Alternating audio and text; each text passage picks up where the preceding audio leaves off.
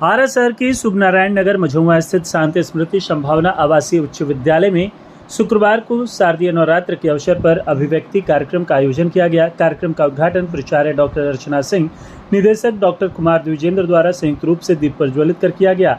स्वागत प्राचार्य डॉक्टर अर्चना सिंह ने कहा कि माताएं बहनें अपने बच्चों को संस्कारवान बनाएं, उन्हें महिलाओं के प्रति संवेदनशील बनाएं, तभी हम सफल समाज का निर्माण कर सकते हैं।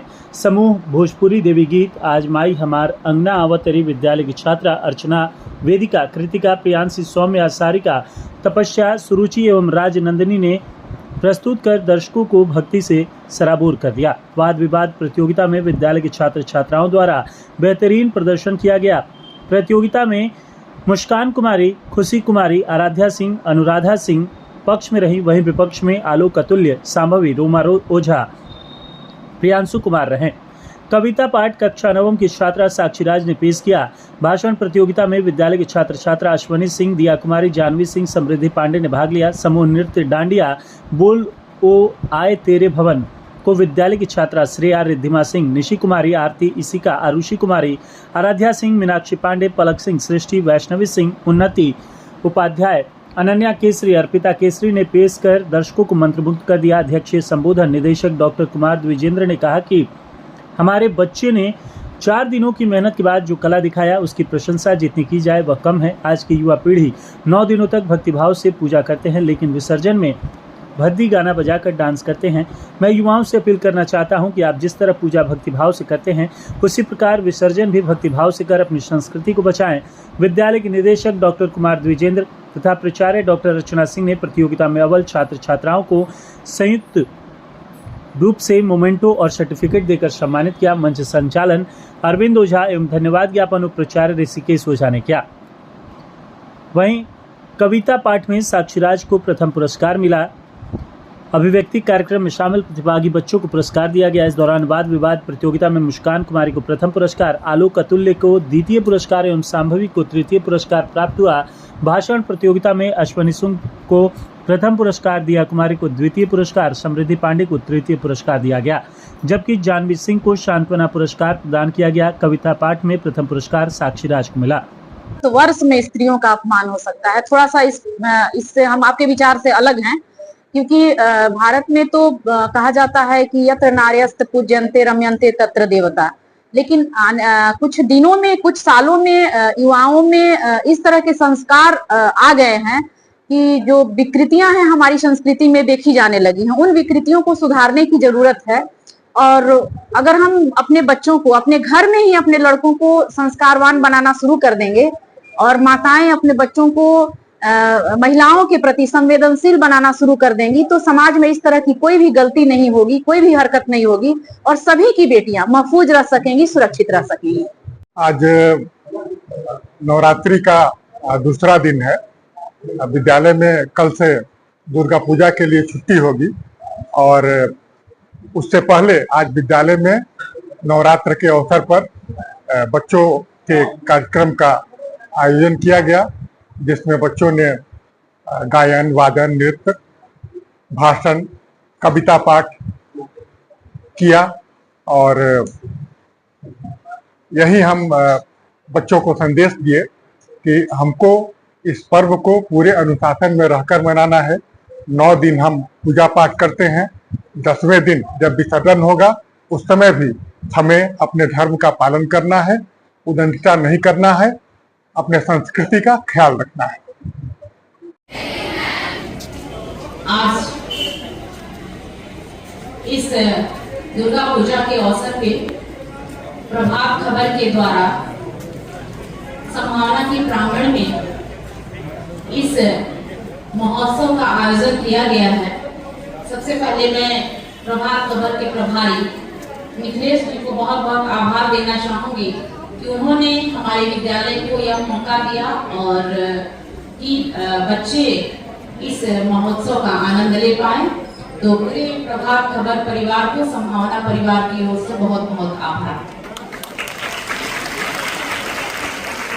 या देवी सर्वभूतेषु शक्ति रूपेण संस्था नमस्तस्यै नमस्तस्यै नमस्तस्यै नमो नमः। इस शारदीय नवरात्र और चैत की नवरात्र में हम सभी शक्ति की देवी माँ दुर्गा की आराधना करते हैं और पूजन करते हैं। उनके 9 रूपों को हम सभी अमल में लाते हैं, ध्यान में लाते हैं और पूजा करते हैं और उनके चरणों में अपने आप को समर्पित करते हैं। ये जो देवी माँ का 9 रूप है वह हमें जीवन जीने की कला देता है, जीवन जीने की सीख देता है कि हमें अपने जीवन को सार्थक उन 9 आभाओं को समेकित करके ही हम अपने जीवन को सार्थक बना सकते हैं।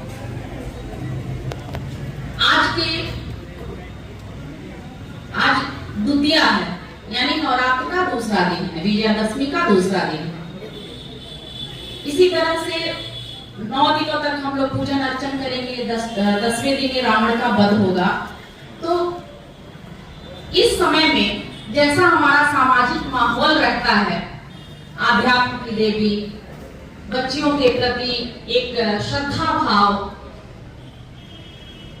और एक 9वीं के दिन घर घर खोजे जाने वाली बच्चियां कि 9 हो जाए तो हम उनका पूजन करें और तब 9 दिनों तक जो हमने उपवास रखा था उसकी पूर्णाहुति हो।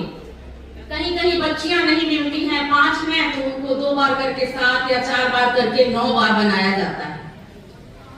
तो जिस श्रद्धा भाव से समाज में 9वीं के दिन 9 कन्याएं खोजी जाती हैं, उस तरह का श्रद्धा भाव क्या हम पूरे साल या 365 दिन बच्चियों के प्रति नहीं रख सकते? उस तरह का आदर हम नहीं रख सकते? उस तरह की श्रद्धा हम नहीं रख सकते? उस तरह का समर्पण हम नहीं रख सकते? उस तरह के ममत्व और उस तरह की शालीनता भरी निगाह से क्या हम बच्चियों को नहीं देख सकते? अगर हम इन 9 दिनों वाले भाव को 365 दिनों तक अपने व्यक्तित्व में रखें, तो आए दिन बच्चियों के प्रति ये जो घटनाएं और दुर्घटनाएं होती हैं, वे क्या हो सकती हैं? शायद नहीं हो सकती।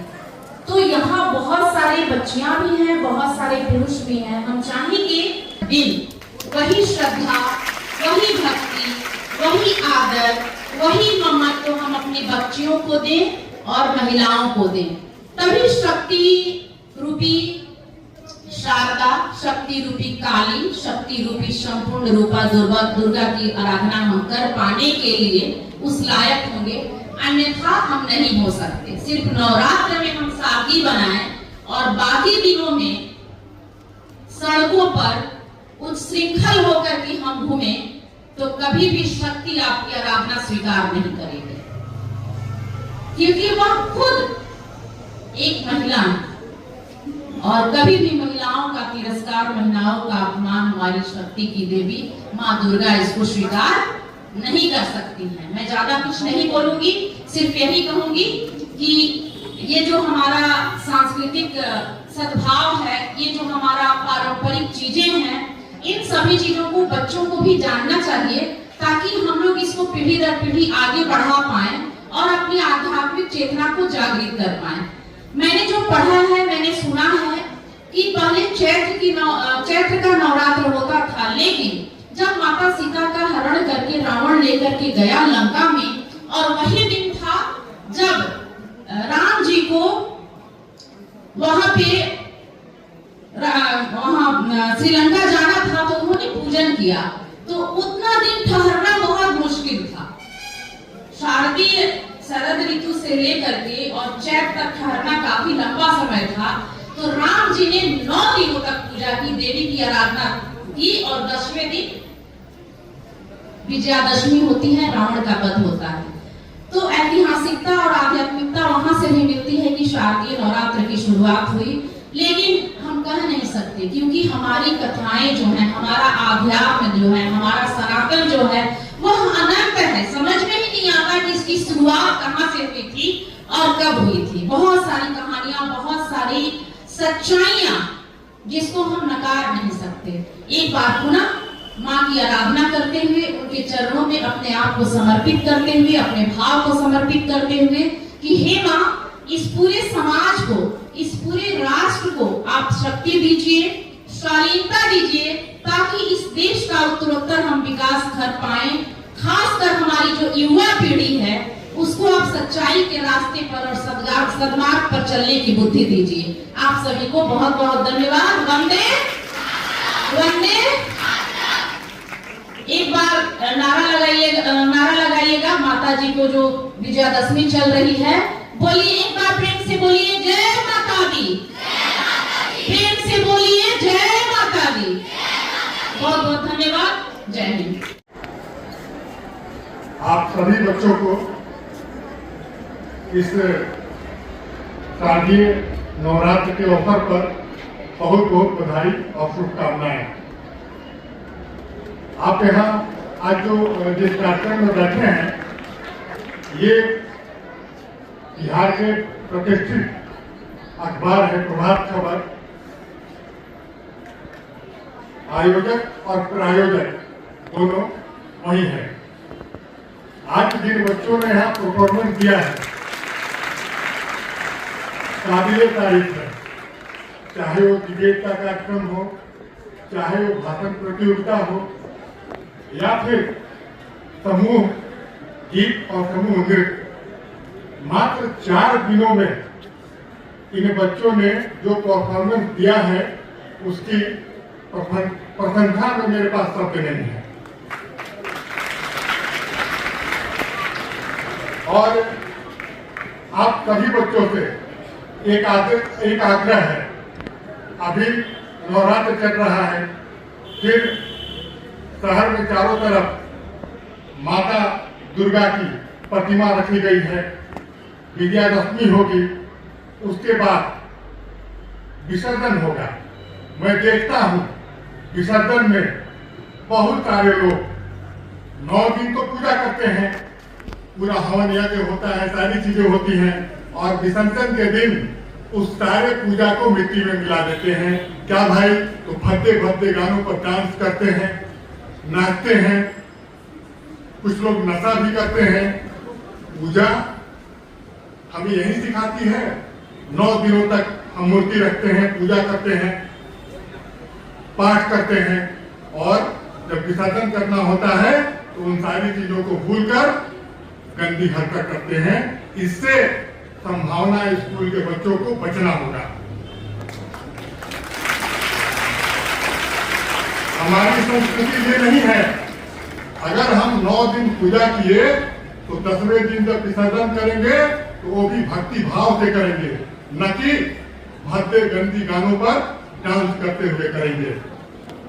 हम भजन पर डांस कर सकते हैं, हम डांडिया कर सकते हैं, कथक कर सकते हैं।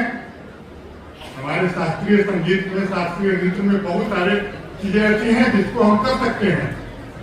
लेकिन नशा करके रोड पर नंगा नाच करना, ये कहीं से भी हमारे समाज में शोभा नहीं देता है। आप खुद से सोचिए, जब आप रोड पर निकलते हैं विसर्जन के दिन और कोई मूर्ति आपको रास्ते में मिल जाती है और कुछ लड़के मूर्ति के पीछे गंदी गानों पर, भक्ति गानों पर डांस करते हैं, तो आपको कैसा महसूस होता है? आप खुद से सोच के देखिए, तब आपको पता चलेगा कि ये हम किस ओर जा रहे हैं। ये मैं मानता हूं कि जो बच्चे मूर्ति रखते हैं, पूजा आयोजित करते हैं, वही हमारे संस्कृति को, हमारे संस्कार को जीवित रखे हुए हैं। लेकिन लास्ट में अपनी संस्कृति को मारिए मत, बल्कि विसर्जन के दिन भी अपनी संस्कृति को जिंदा रखिए। इन्हीं शब्दों के साथ आपको बहुत बहुत बधाई और शुभकामनाएं।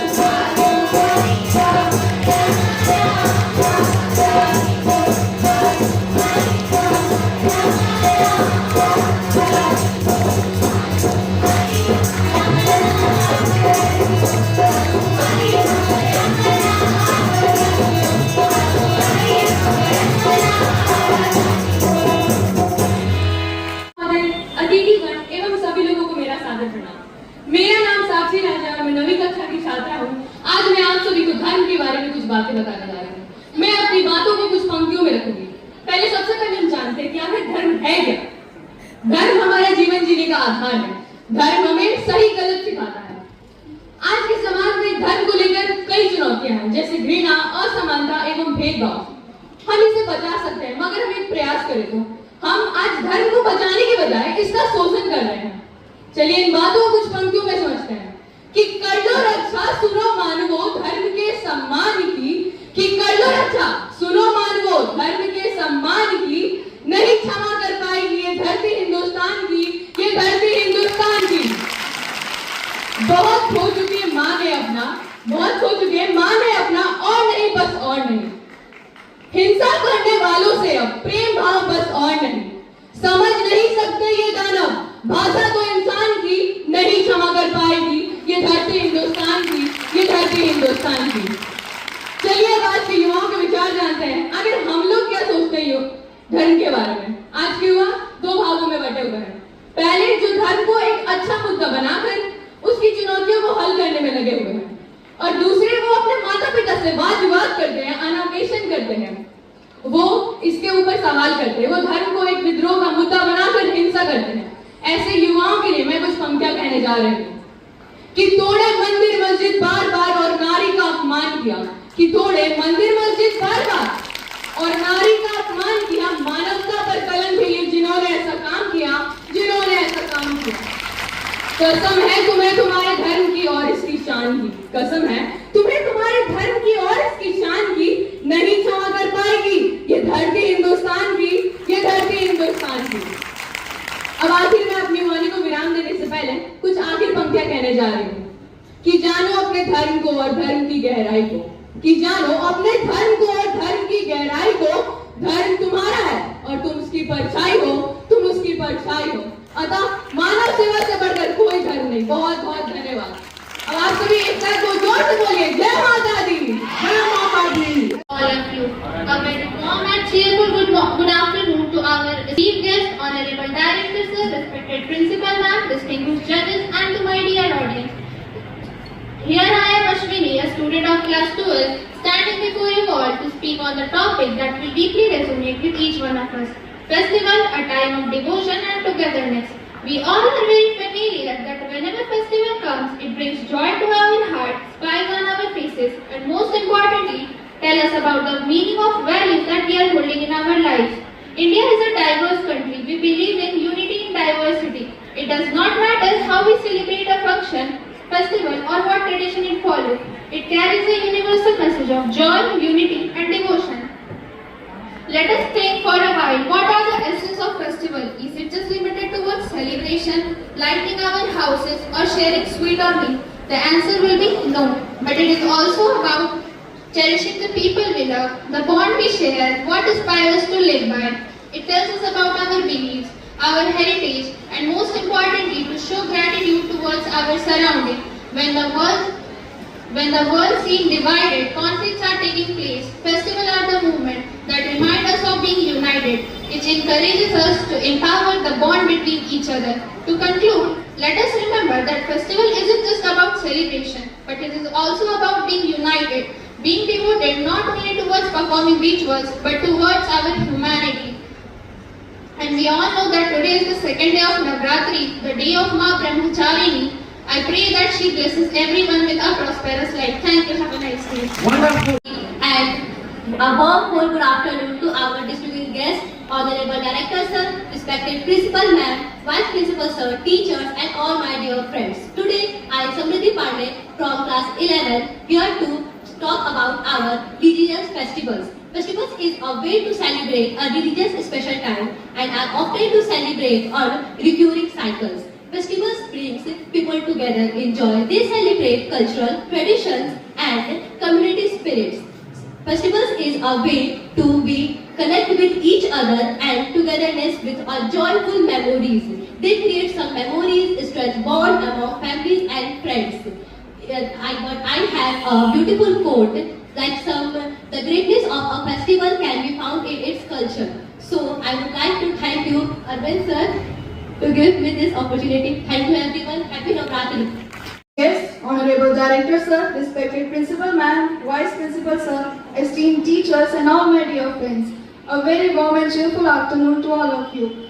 So here I am Janvi Singh of class 11C and my today's topic is Festivals, a time of devotion and togetherness. So India, as we already know, is a land of festivals.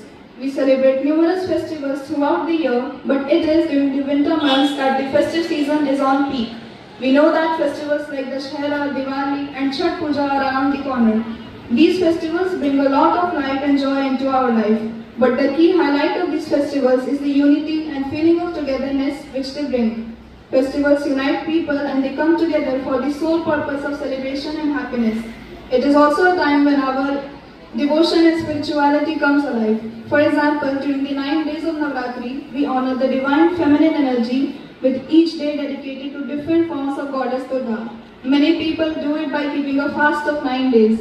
Diwali is celebrated in honor of Sri Rama's return to Ayodhya, and in his honor we decorate our homes with diyas and rangolis. And not to forget Chhath Puja, which holds a great importance in our lives. So in conclusion, I would like to say that as Navratri has already begun, so very happy Navratri to all of you. Jai Hind. Principal Ma'am, esteemed teachers and all my dear friends, here I, Diya Standard 12, standing in front of you all to deliver a speech on topic Festival, a time of devotion and togetherness. So, festivals are a perfect blend of devotion and togetherness. Whether we are lighting lamps during Diwali, singing hymns during Christmas or offering prayers during Eid, the spiritual significance of these moments can help us to connect with something greater than ourselves. Festivals bring devotion to the forefront, reminding us to pause, reflect and be grateful for all the blessings in our life. But it's not just about personal devotion only. It is also about community and togetherness. They bring friends, families, neighbors all together to celebrate as one. We share meals, exchange gifts and create joyful memories together, strengthening the bond that unites us. The togetherness that festivals inspire is what truly makes them special. In a world that often feels divided, festivals reminds us of our shared humanity, bringing devotion and togetherness in a beautiful harmony. Lastly, as we all know, Navratri has already been started. So happy Navratri to you all and thank you and have a nice day. देवी सर्वभूतेषु ब्रह्मचारिणी रूपेण संस्थिता नमस्तस्यै नमस्तस्यै नमस्तस्यै नमो नमः. Jai Hind. A very warm and cheerful good afternoon to the distinguished guests, Honorable Director Sir, respected Principal Ma'am, Vice Principal Sir, dear teachers and all my respected colleagues. I am Muskan Kumari of class 12 from Team A. Stand here in front of you in premises of the Sambhavna Aasi Uch Vidyalaya to support the motion that suggests that religious festivals secure Indian secular structure. My first argument to support this is that festivals act as a social equalizers. What I mean by saying this is that whenever a festival comes like Eid, Dussehra, Diwali, Holi, we don't ask somebody's religion before exchanging gifts, greeting them or giving them sweets or any else. This is the center of exchanging human values like gratitude, kindness, love and many more. That's all. So Alok, she is emphasizing on belief that fact that religious festivals perform a very beautiful way on social equalizers. Let us see what he says or how he is going to contradict. Jai Hind and Happy Navratri to respected guests, Director Sir, Principal Ma'am, teachers and all my dear friends. I am Alok Atule, a student of class 11 and today I am present here to speak against the topic religious festivals. Religious festivals secure secularism. My first point will be that during many religious festivals, different individuals try to show how powerful their own religion is and try to dominate the other religion. This creates an emotion of hate between many different communities. While contradicting Alok's statement, I would like to say that festivals foster understanding and not violence. For an example, the incident that just took place in Bangladesh was not done by a particular festival. It wasn't So it highlights the issue that the problem resides with not the festival, not the religion, but with the people. But Muskan, here I would like to ask one question. Those who have done in Bangladesh, they too belong to a particular religion only. They are the followers of some particular religion. So how can you separate religion from those communities? We can, because it's not just about one place. Many riots take place in India as well and other places. That is not just from one particular community specific one. There are more people involved and indulged as well. And that could be stopped by only if we educate people, and the government should make laws and strict implementation that whatever religious teachings may be done must be done by some valid and authoritative person, so that there couldn't be any misuse and misguidance of these individuals and on these occasions especially. Aswaro, we are coming to you. We want to tell that there is strict provision of law which can maintain, which can ensure that all the religions or festivals are peacefully celebrated. What is your opinion regarding this? I would like to say that the point is not completely valid, because many different religious teachers try to exploit different people into their own favor to earn money, earn fame and win elections. We have seen many political parties tend to lean towards a particular religion in order to create huge vote banks and win in elections. In this way, they also take part in festivals, and this creates a hate between different communities. Wonderful, a huge clapping for them. You can observe that both the participants, whether they spoke in favor or against, they tried to put forward their points strongly, and it holds validity what they say. एक बार फिर से आप दोनों के लिए तालियां. Now in the second group we have Khushi, the student of class 12, and to her opposite there is another girl participant. She is Samri of class 11. Let us see how they are going to validate their points of opinion. Start. Jai Mata Di, and a very warm good afternoon to respected judges, directors, sir, principal ma'am, teachers and my dear friend. Today I am Khushi Kumari from class 12, present here to speak on a topic: religious festivals secure the Indian secularists. My first argument is the religious festivals create a togetherness, happiness and create a harmonious environment in our society. They also act as a social equalizer in our country. Festivals like Deepavali, Eid, Christmas, in which we don't see a religion before exchanging gifts, greetings. India is a country in which we give the equal. Khushi, I would like to interrupt you. Now let us see what Samri is thinking in her mind. So what she is going to project.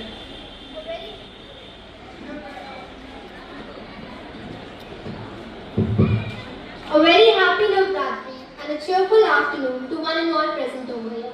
I am Shambhavi of class 11C and I am going to contradict her point. So my first point is religious dominance in public places.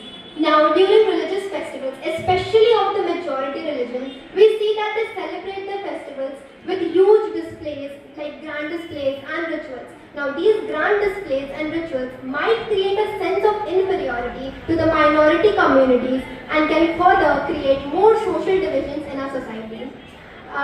These religious dominance in public places is problematic, as this religious dominance is problematic because these can also arise conflicts between two or more communities. Okay, Samri, I agree with you, but there is a question that you said religious dominance. One group tries to maintain religious dominance over the others. In other terms, you can say this is the example of polarization. But you see, what you have said, just validate your points now mentioned by Samri. As I say before, that India is a secure country in which we give the equal right to all the religion. According to the article 25 to 28, we give the equal right to all the religion. We don't say that a minority who don't celebrate their festival in a huge amount or an extra or a big celebration. Minority also having a right to celebrate their festival in a